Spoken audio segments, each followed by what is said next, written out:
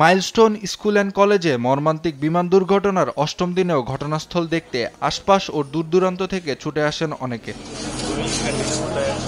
যুদ্ধবিমান আশ্রয় পড়ার স্থান ও ভবনের ক্ষতচিহ্ন দেখে নিদারুণ এ দুর্ঘটনায় মর্মাহত আগতরা। আর যেন এমন দুর্ঘটনা না ঘটে এমন ব্যবস্থা চান তারা। এতগুলা বাচ্চা, নিষ্পাপ বাচ্চা, আল্লাহর কি বের রহমত, বিমানটা যদি মাঠে পড়তো তত বাচ্চাগুলো মারা যেত না। আমাদের খারাপ লাগতেছে যে এতগুলো বাচ্চা মারা গেছে এরকম ভাবে, এখন আমরা দুঃখ প্রকাশ করতেছি। বাচ্চাগুলোর কথা মনে হলে, আমার দুটা নাতি আছে ছোট, মনে হলে চোখ দিয়ে এমনি বনে বলে। এদিকে সোমবার সকাল থেকে 7 দিনের অস্থায়ী মেডিকেল ক্যাম্প চালু করেছে বিমান বাহিনী। দুর্ঘটনায় যেসব শিক্ষার্থী 5% কম দগ্ধ হয়েছে তাদের ড্রেসিং সহ স্কুল স্টাফদের চিকিৎসা দিচ্ছে বাহিনীটি। আমরা বাংলাদেশ বিমান বাহিনীর পক্ষ থেকে 7 দিনের একটা মেডিকেল কার্যক্রম, মেডিকেল ক্যাম্পেইন মাইলস্টোন কলেজে ক্যাম্পাসে পরিচালনা করব। আজকে থেকে এটা শুরু হলো।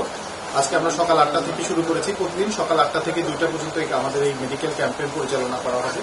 এছাড়া শিক্ষার্থীদের মানসিক স্বাস্থ্য উন্নতির জন্য কাউন্সেলিং সেন্টার চালু করেছে মাইলস্টোন কর্তৃপক্ষ। আর একাডেমিক কার্যক্রম বন্ধ থাকবে আগামী 2 আগস্ট পর্যন্ত।